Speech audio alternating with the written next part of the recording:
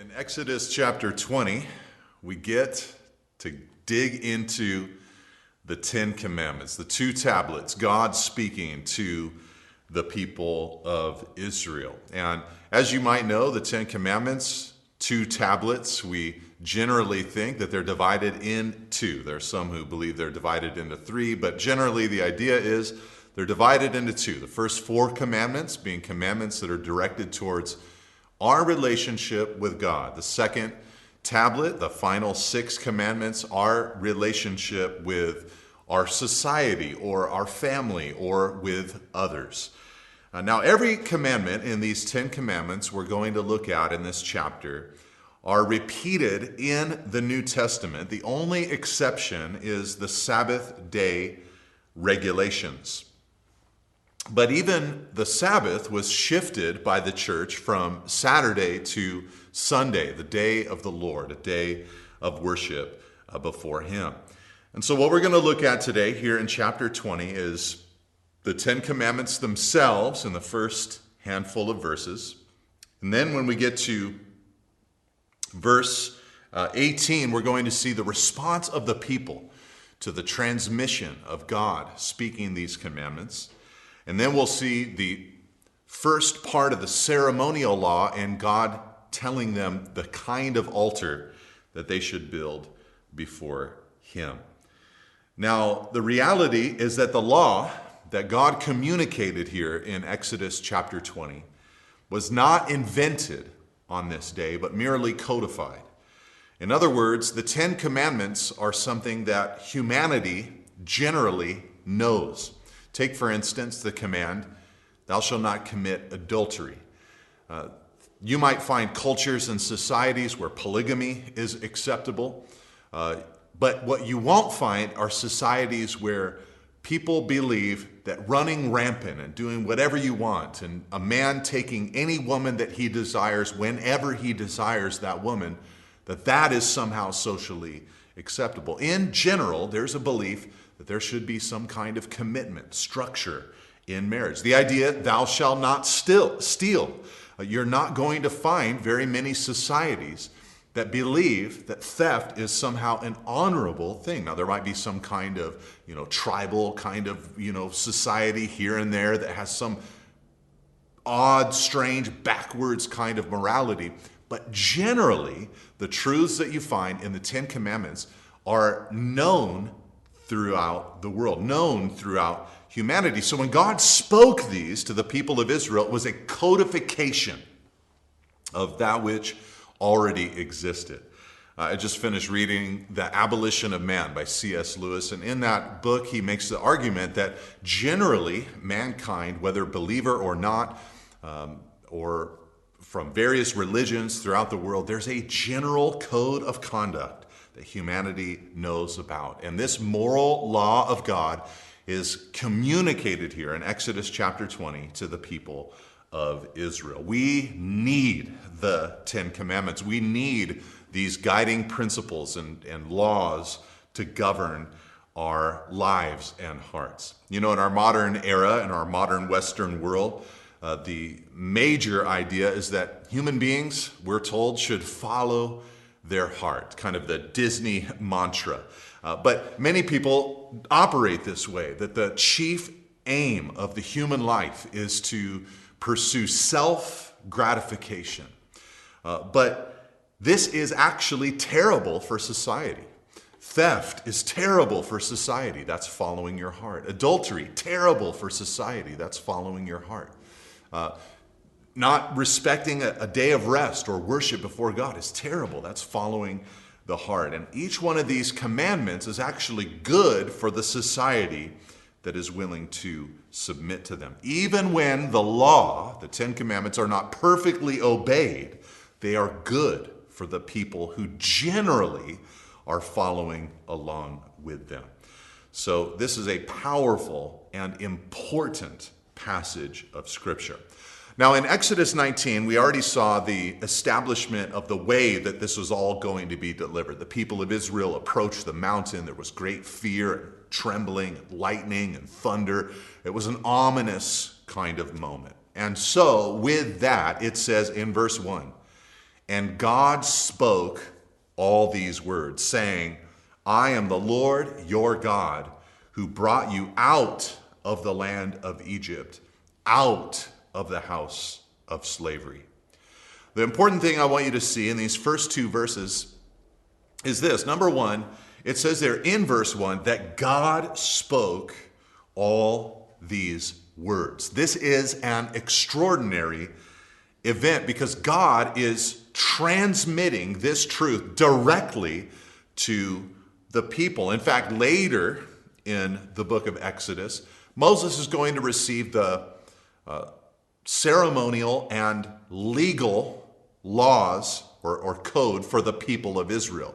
Moses will receive it, write it down, and then communicate it to the people through the judges that Jethro advised him to set up. But here, the Ten Commandments are different. This is different.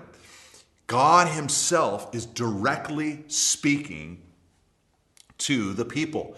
In one sense, you could say that the Ten Commandments are actually not a collection of laws, that they're different from the rest of the laws found in Exodus and all the way through Deuteronomy. God speaks it directly. It's inscribed on tablets of stone by the finger of God rather than the writing of Moses. And many of the laws that Moses received later, they included the punishments that would come, the disciplines that would come if those laws were neglected. But the Ten Commandments really don't have that kind of concept within them. They might, some of them, the second and fifth, appear to contain some penalties, but really they're just kind of motivational clauses attached. Most of these are just statements, just detailed precepts, just laid out there for the people of Israel to follow, basic instructions for the nation.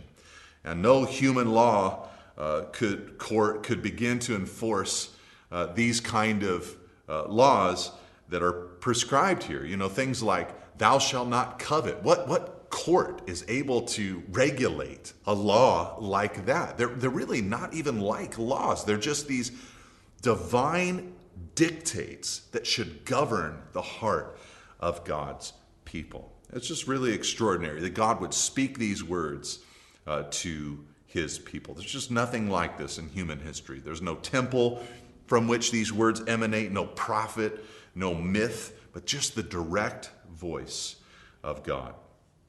Now, the other thing I want you to see is that the foundation of these Ten Commandments is God himself. As I've already mentioned, these commandments would be true whether the tablets existed or not.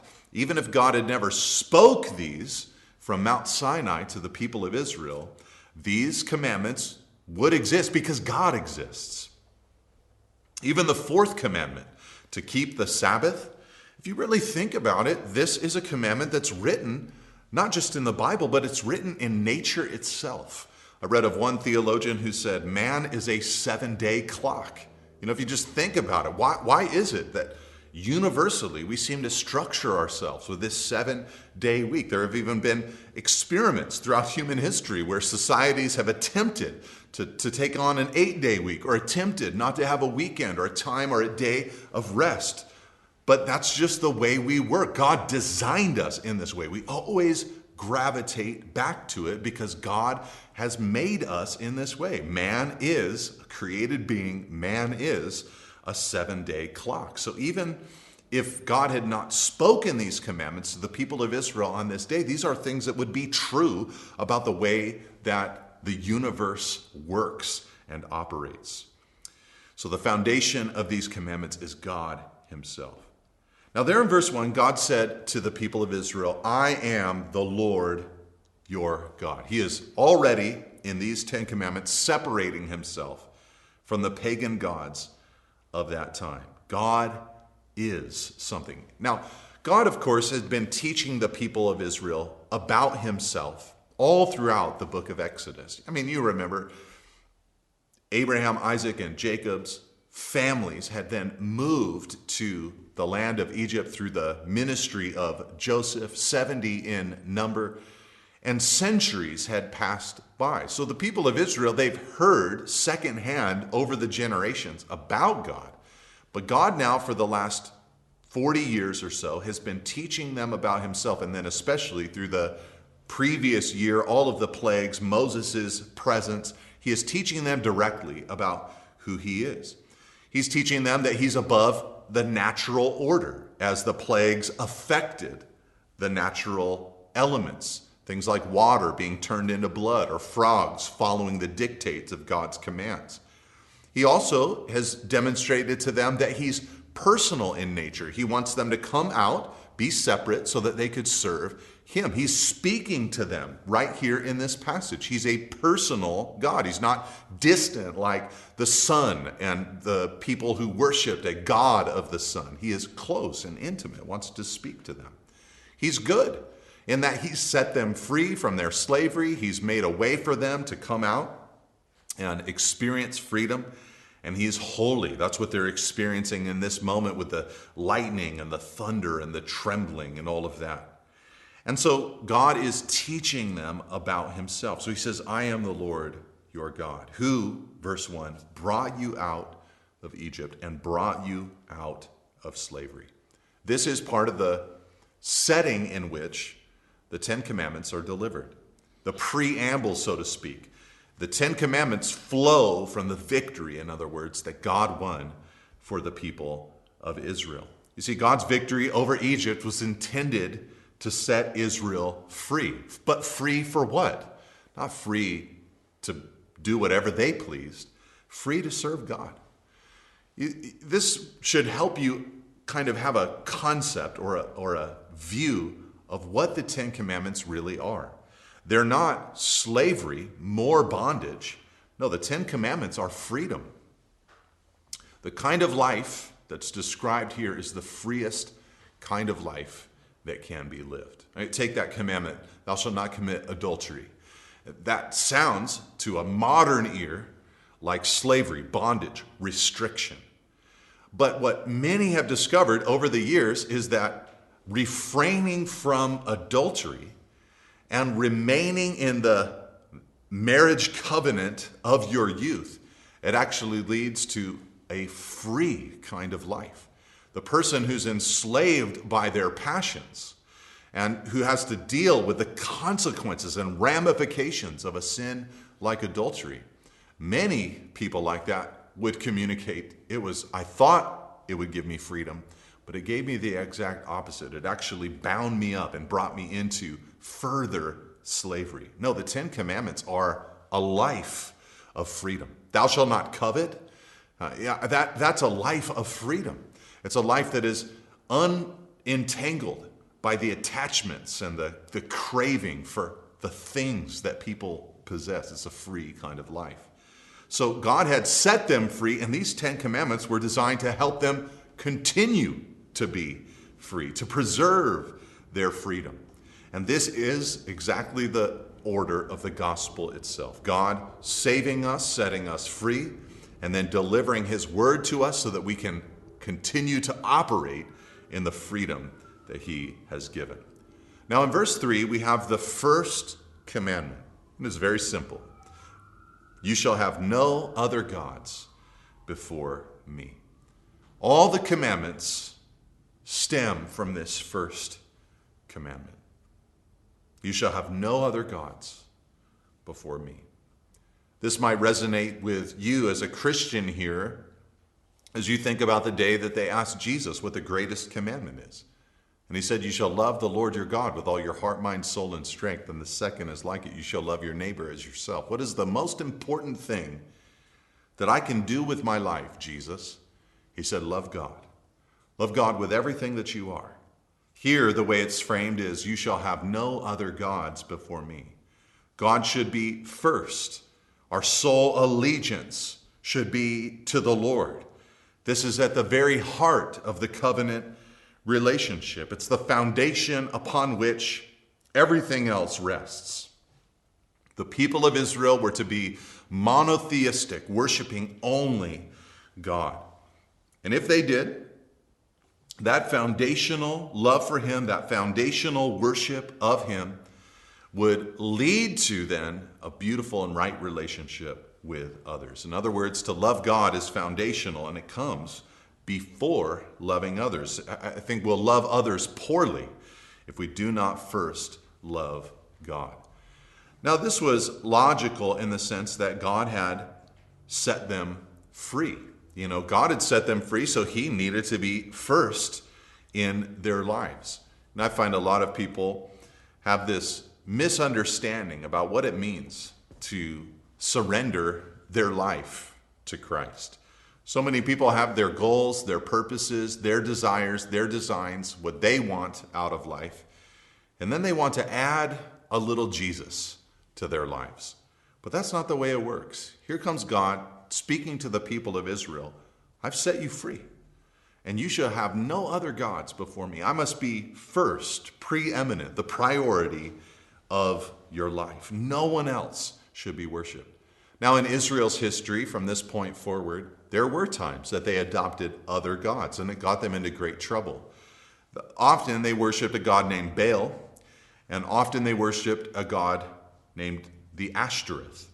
Now, Baal was the god of finance or success in your crops, so the god of money. And Ashtoreth was the god of fertility or the god of sex. These are things that people often worship today. The god of money, the god of sex.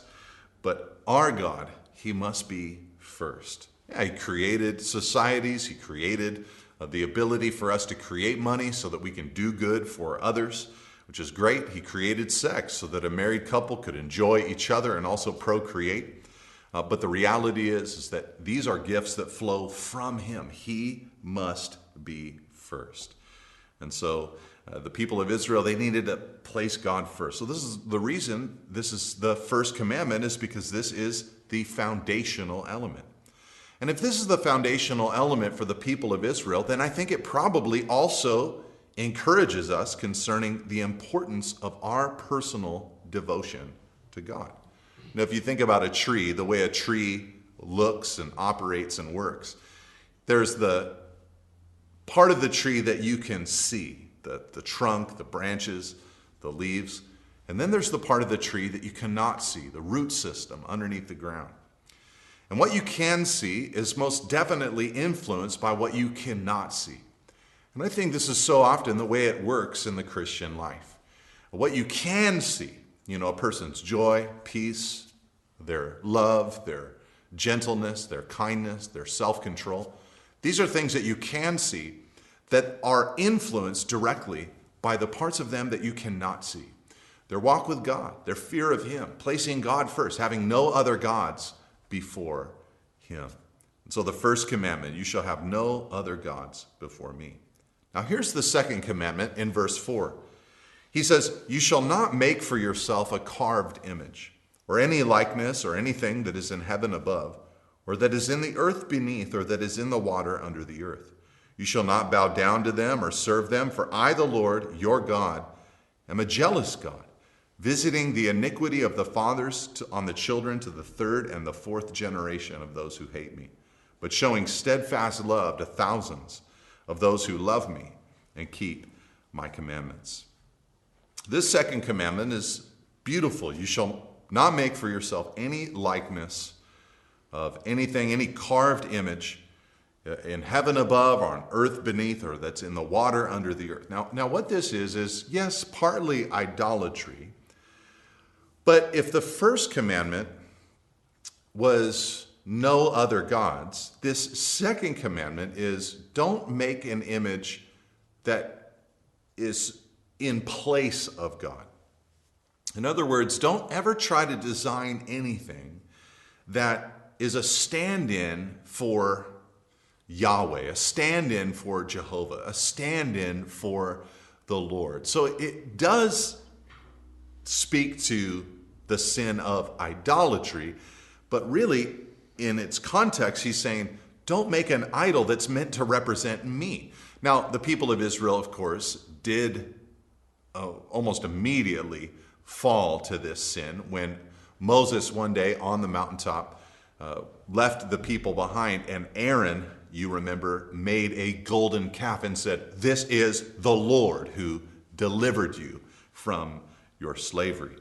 So in a sense, though, what he's saying is, You can't worship the true God in a false way. Now, some people have gone overboard with this commandment and taken it to mean that there is never an acceptable artistic carving or rendering that can ever be made in any kind of way. And of course, this is not true, and this even contradicts the Bible itself, because even in the book of Exodus, God will command Moses to have gifted artisans carve out a lid on the mercy seat that has cherubim and angels engraved in it. So it's not that God is saying no graven images, but no graven images that are made as an object of worship. So this is discussing the way, the twisting of God, the mode rather than the object of worship. You see, the thing about God is that God is spirit. He cannot be depicted with anything in his creation. Stars, sun, moon, animals, fish, they do not communicate who he is in totality. As we look at God's creation, we might be blown away by who God is, but he is greater than anything that he has made. And so the people of Israel had to refrain from this kind of activity. Part of the reason God needed to say this to them is because they'd just come out of an Egyptian culture and were going into a Canaanite culture that did this kind of thing constantly and made all kinds of images to worship the deities that they believed in. But the people of Israel needed to refrain from that kind of activity. Now, in this little second commandment, God says in verse 5, I, the Lord your God, am a jealous God. Now, for us, we generally attach a negative connotation to the word jealous. We think of a jealous girlfriend or boyfriend or spouse or something like that. But perhaps for us, we might think of it in God's nature as God's zeal for his people, his love for his people. And of course, the Bible tells us that the Spirit yearns jealously for us, for his people. So what God is saying is, don't make another God, because I am a jealous God. You're my people. I'm zealous for you. Now, another thing I should mention before we go to the third commandment is that there in verse 5, God said, I visit the iniquity of the fathers on the children to the third and fourth generation of those who hate me.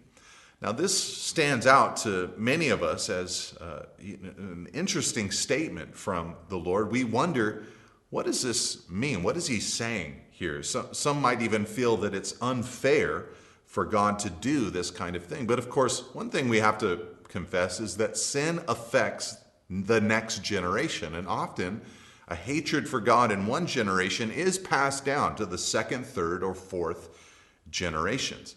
We should also recognize that this is in contrast to what God says he will do for the opposite kind of person. He says in verse 6, but showing steadfast love to thousands of those who love me and keep my commandments. Perhaps we're to take this as, I will show my steadfast love and kindness to thousands of generations of those who love me and keep my commandments. We also have to cross-reference this with other passages like Deuteronomy 24, verse 16, which says, fathers will not be put to death because of their children, nor shall children be put to death because of their fathers. Each one will be put to death for his own sin. So each generation has to stand on their own before God and has an opportunity to walk with God or not based on their own decisions. But what God seems to be pointing out here is that, look, you've got an opportunity here. You can be in the category of the blessed or the category of the punished, but the choice is yours. Don't make an idol or a graven image of worship. Now, the third commandment is this, verse 7. You shall not take the name of the Lord your God in vain, for the Lord will not hold him guiltless who takes his name in vain. Now, what does it mean to take the name of God in vain? It's definitely much more than cursing. Perhaps you grew up in a home where that's all the taking of the Lord's name in vain was. If you said the name Jesus in a wrong kind of way as a substitute for a curse word, then that was taking the Lord's name in vain. And I think certainly it would qualify as taking the Lord's name in vain, but I think it's much more than simply cursing. It's got to be a holding or promoting a low view of God. You know, if the second commandment prohibits making physical representations of God because they'll always be inaccurate, then this command prohibits verbal misrepresentations of God because, of course, they're inaccurate. You don't want to inaccurately communicate God. I think that's probably partly what's happening here. He's saying, look, you can't misrepresent me. You can't take my name and abuse it, take it lightly, miscommunicate me to the nations. You must represent me well. You must speak the truth about who I am. What I am saying to you about myself, you must then communicate to others. So I think there's much more there in taking the name of the Lord in vain than just simply cursing or making a vow before God that you break or something like that, but the holding or promoting a low view of God, saying things about God that are untrue of his nature and character. Now the last commandment on the first tablet is this, verse 8. Remember the Sabbath day to keep it holy. 6 days you shall labor and do all your work, but the seventh day is a Sabbath to the Lord your God. On it you shall not do any work, you or your son or your daughter, your male servant or your female servant or your livestock, or the sojourner who is within your gates. For in 6 days the Lord made heaven and earth, the sea, and all that is in them, and rested on the seventh day. Therefore the Lord blessed the Sabbath day and made it holy.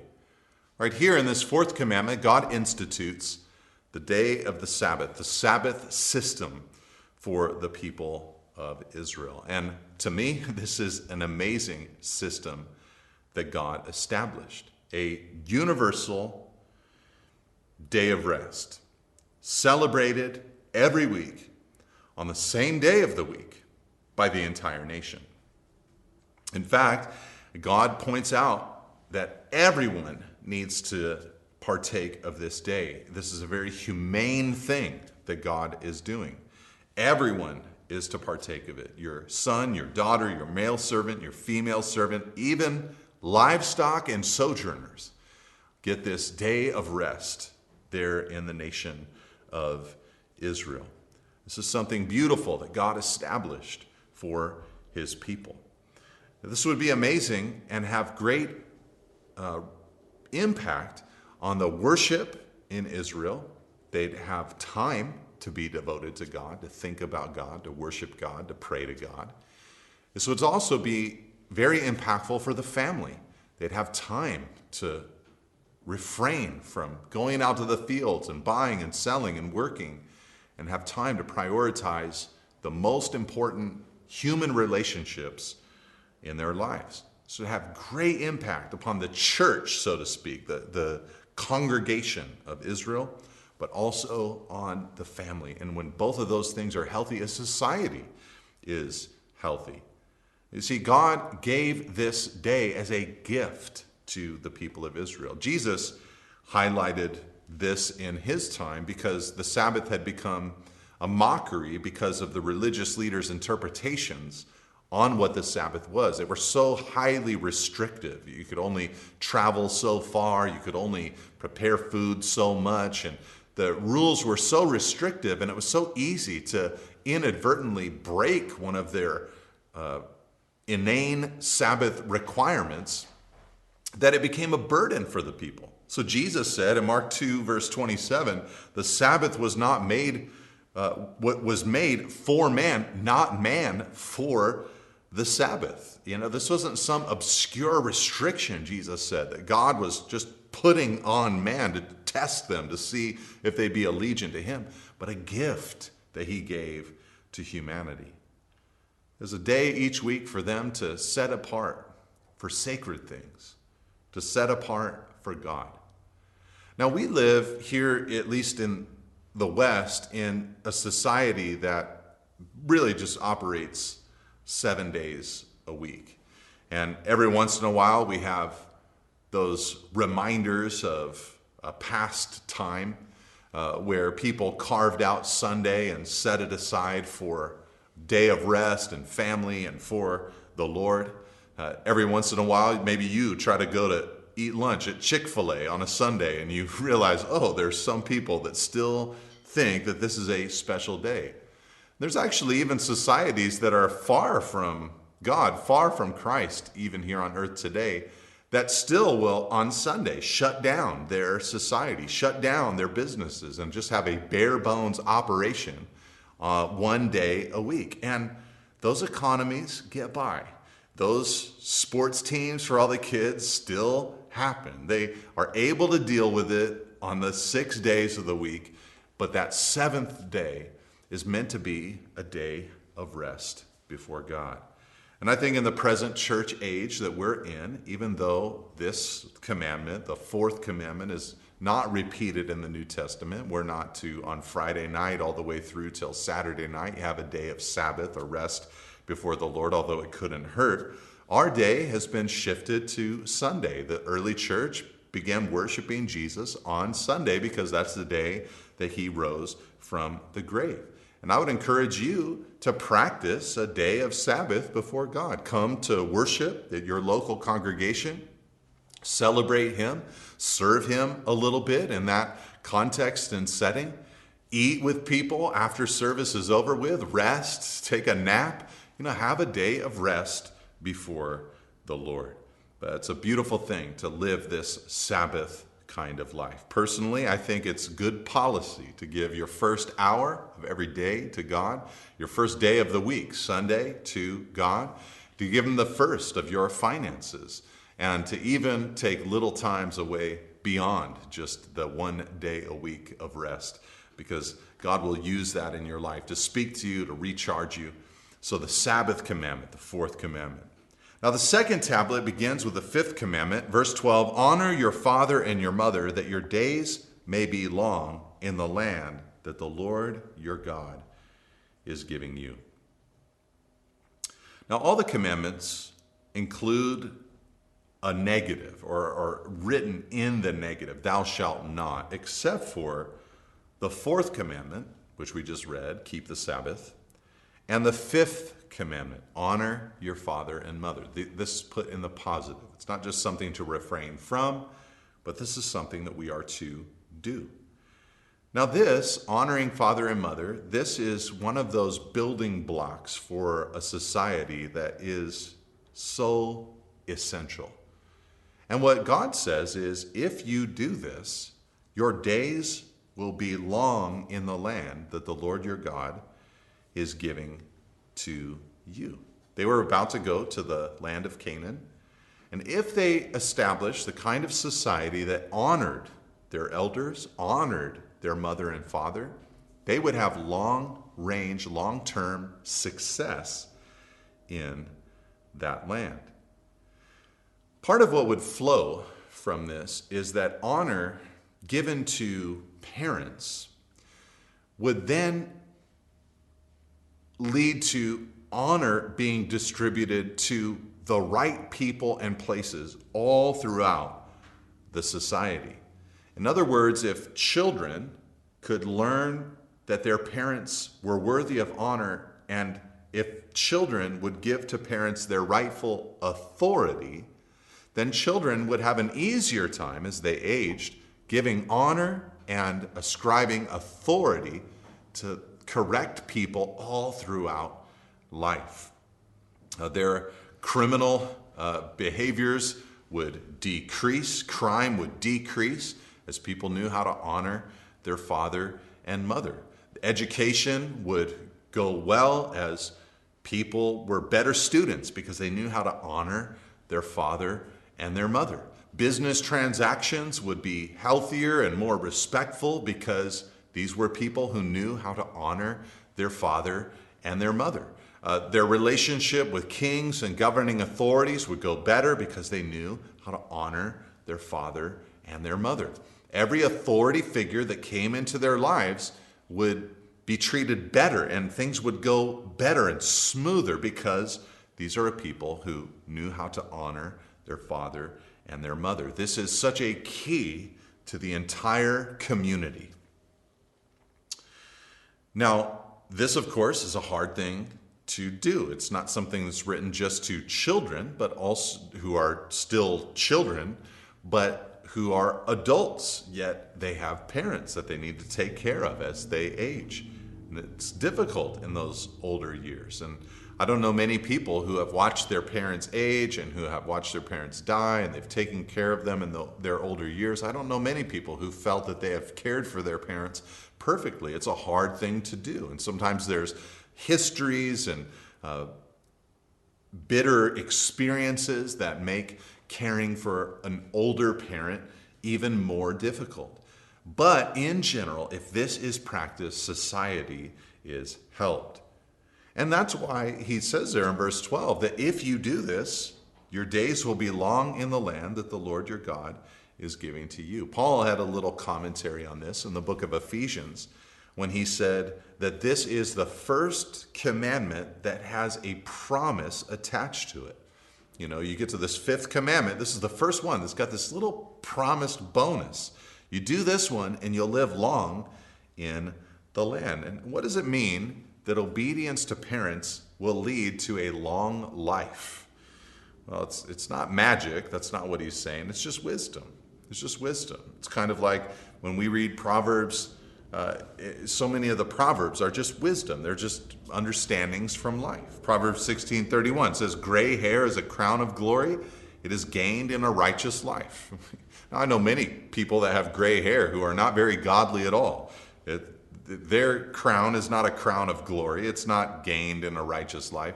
But generally, for the people of Israel, back in that era, if you lived a long life, it meant that you were doing something right. If you lived long enough to have gray hair, you must have been obedient to God and not living foolishly.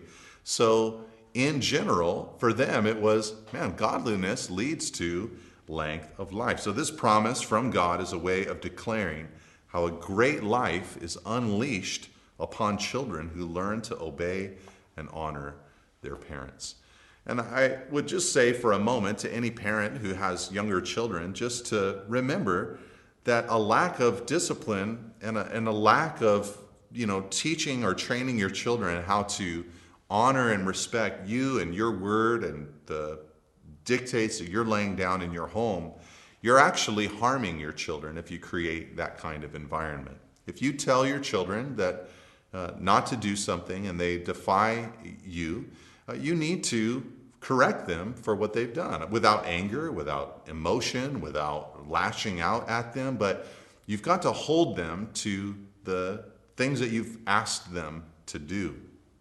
And once a child figures out that what you tell them to do really doesn't matter and they can just do whatever they want, then they're going to have a difficult time learning discipline and honoring their father and their mother. So be a person who is honorable in the first place and make it as easy on them as possible, but teach them how to honor their parents.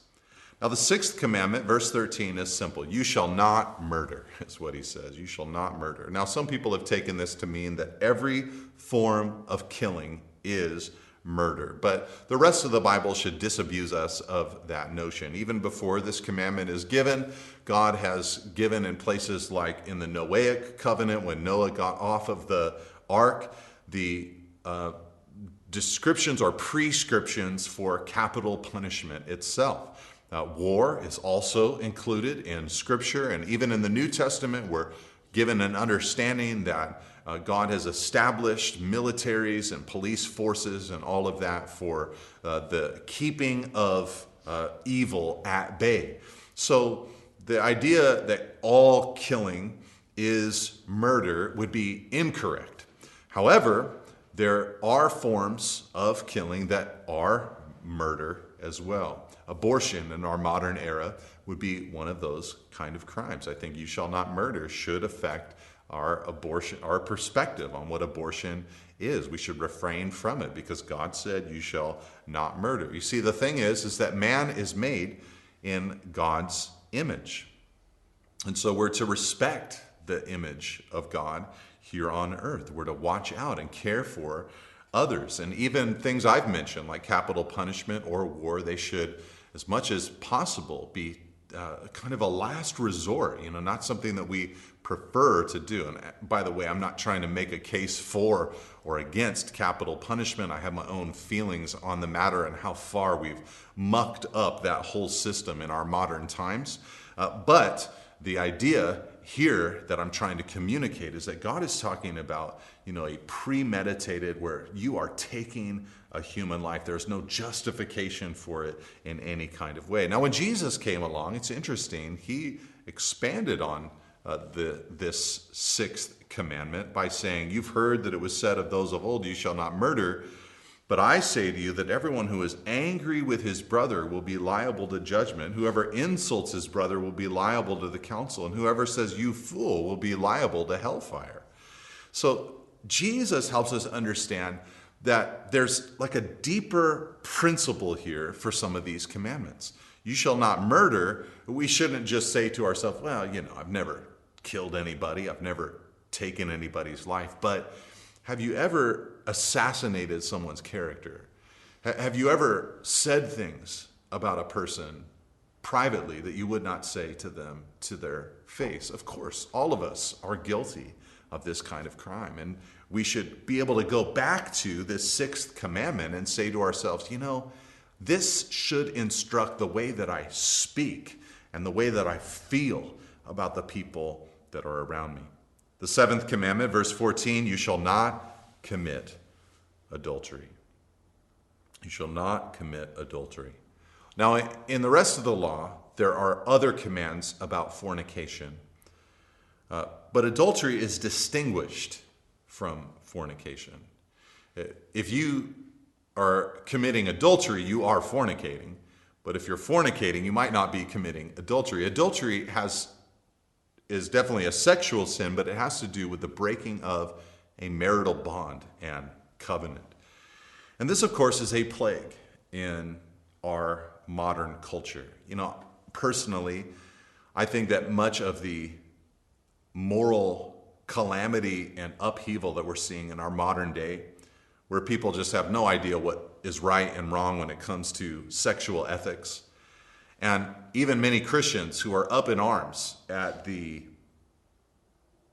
foolishness, the folly, the lack of wisdom that is attached to the LGBTQ movement and all of that. I think much of these things have actually had their roots in adultery.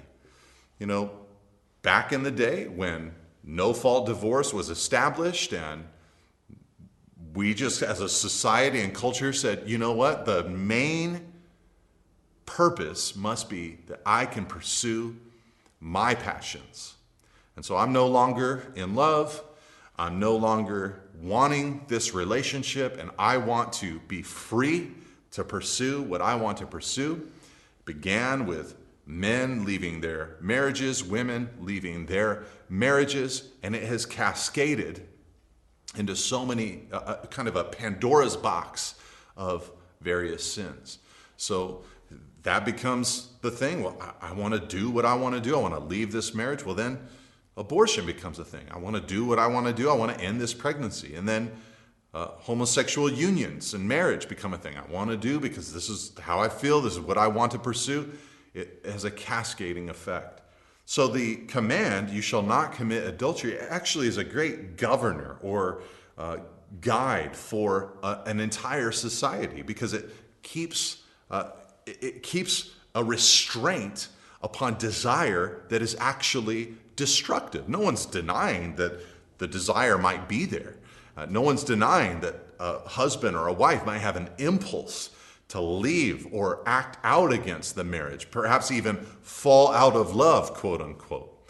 But the reality is that it is good for the person, it is good for the family, it is good for the society, it is good for the church for them to remain in that married state. So I realize that many have failed in this area of their lives. The law, as I'm going to talk about in a moment, isn't designed to get us to heaven. In one sense, the law is designed to point us to Jesus. We can't keep these things perfectly. We need him to save us from our sin. He's the only one who fulfilled the law. And there's hope in Christ. You can repent of your sin. Just name it what it is. Confess it to the Lord. Don't deny it. And go to him. He can forgive. He can cleanse you. He can show you how to be restored. The eighth commandment is this, verse 15, you shall not steal. Now this is important because it was establishing there for the people of Israel a right to own property. A right to own property. Just the idea, you shall not steal, communicates, people own things. So I can't just take whatever I want because someone is allowed to own something else. They're allowed to have possessions. And a stable society has to do that. They have to respect the property of others. Now in the New Testament, this goes even further. Paul says, let the thief no longer steal in Ephesians 4:28, but rather let him labor doing honest work with his own hands so that he may have something to share with anyone in need. Rather than taking, the Christian says, well, look, my goal isn't to just not steal. My goal is to work hard and to actually give. I want to give to others. Rather than taking what doesn't belong to me, I want to give to others what doesn't belong to them. Of course, we've got to remember that stealing can come in the form of the way we treat others, but we also must not steal from God himself. Then the ninth commandment, verse 16, you shall not bear false witness against your neighbor. Now this has to do with words, with what we speak. And the telling of the truth. Keeping this law would help maintain stability in a society by protecting individuals' reputations. It's very easy to tarnish someone's reputations very quickly with your words. It's very difficult to repair someone's reputation with your words. I always remember a story of a man who came to a pastor in a small village many years ago in a different era and confessed to him that he had been a slanderer, that he had gossiped about the pastor and asked for his forgiveness. And the pastor said, yes, you are forgiven, but what I want you to do is go and take a feather and put it on the doorstep of every person that you lied to about me. And so the man went out and put a feather on that doorstep of every single person and then came back to the pastor. And the pastor then said, now I want you to go and collect all of those feathers. And the man said, well, I can't. I mean, obviously, by now, they've blown away. Who knows where those feathers have gone? And the pastor said to him, well, I forgive you. I definitely forgive you. But what you have said about me are like those feathers. It's just out there. Who knows where what you have said has gone? And so we must be a people who control our tongue, who tame our speech, and don't spread lies about others. I fear for many Christians who think that the whole point of being courageous and godly is to speak their minds all the time. Well, a mark of maturity is to learn how to control your tongue. The 10th and final commandment is this in verse 17, you shall not covet your neighbor's house, you shall not covet your neighbor's wife, or his male servant, or his female servant, or his ox, or his donkey, or anything that is your neighbor's. This is kind of a general blanket statement here to wrap up the 10 commandments. It's a safeguard against many other sins, and kind of everything is mentioned. You got don't covet a house, a wife, a servant, an ox, a donkey, or anything. Or to put in modern terms, don't covet a home or a relationship or someone's staff, their career, their vehicle, or anything that they possess. Now, we live in a society that stokes covetousness, stokes the fire, the flames of covetousness. I think in one sense, economies are built in different ways, but I think in one sense you could say that the Western economy, or at least the United States economy, is built on covetousness because we're a consumer economy. Our economy isn't really grounded on production. It's grounded in large part on consumerism. Christmas time comes around and this is how many companies get in the black. It's consumed. They need consumers to partake. And this is stoked and fanned into flame by covetousness itself.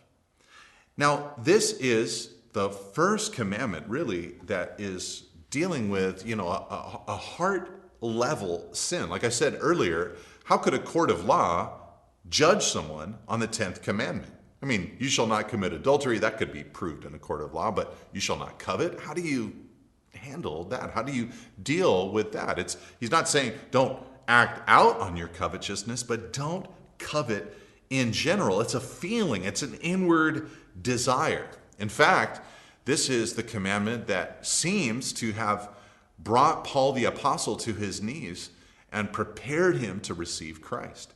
He said in Romans chapter 7 that if the law had not existed, he would not have known that he was a sinner, because he did not know what it was to covet until he read this commandment, you shall not covet. It's like he realized there's this thing inside of me. How do I just not covet? It's there. It's present. I have these desires for things that are not mine. And he realized that there was an issue of the heart, and he needed the gospel of Jesus Christ to cleanse his heart, to renew his heart, and to make him new.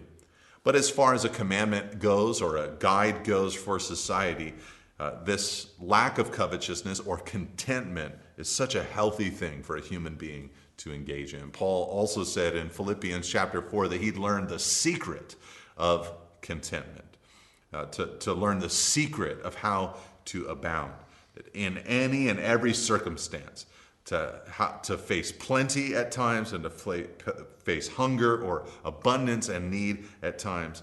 He felt he could do all things through Christ who strengthened him, and it was contentment that he knew Christ would help him to perform. Now, these are the 10 commandments, and when the people, verse 18, saw the thunder and the flashes of lightning and the sound of the trumpet and the mountain smoking, the people were afraid and trembled, and they stood far off and said to Moses, you speak to us and we will listen, but do not let God speak to us lest we die. Moses said to the people, do not fear, for God has come to test you, that the fear of him may be before you, that you may not sin. The people stood far off while Moses drew near to the thick darkness where God was. The people of Israel, when they heard this law delivered, they feared. They actually stood far away. They wanted Moses to become their mediator. The Bible in other places calls the law of God, speaks of it like a mirror that reveals what's happening inside of us. And for the people of Israel, that seems to be exactly what happened. They heard this law. They said, look, we're glad to know God's word, but we want him to speak to you so that you will then, Moses, speak to us. This drives us or points us to two things that are better about our new covenant relationship with Christ. First of all, for them, it was terror that drove them to this initial thrust of obedience. For us, though, in the new covenant, it's love. It's love for what God is, what he's done for us, that drives us to want obedience. And for them, this fear and terror drove them to want a mediator, and their mediator would be Moses. But of course, we have a much better mediator in Jesus Christ himself, who came as the God-man to make a way for us to be near to God. Now the Lord said to Moses in verse 22, as we close out the chapter, thus you shall say to the people of Israel, you have seen for yourselves that I have talked with you from heaven. You shall not make gods of silver to be with me, nor shall you make for yourself gods of gold. An altar of earth you shall make for me, and sacrifice on it your burnt offerings and your peace offerings, your sheep and your oxen. In every place where I cause my name to be remembered, I will come to you and bless you. If you make me an altar of stone, you shall not build it of hewn stones, for if you wield your tool on it, you profane it. And you shall not go up by steps to my altar, that your nakedness be not exposed on it. Now here the people of Israel, they're immediately given by God, and what we're going to see in the following chapters is the ceremonial and civil law for the people of Israel. But here they're given kind of the first attached law to the Decalogue or the Ten Commandments. And the idea here is that, hey, here's the Ten Commandments. Do these, but you're not going to do these perfectly. You're going to fail. So we're going to establish an altar. An altar for burnt offerings, an altar for fellowship offerings. There's going to have to be the shedding of blood.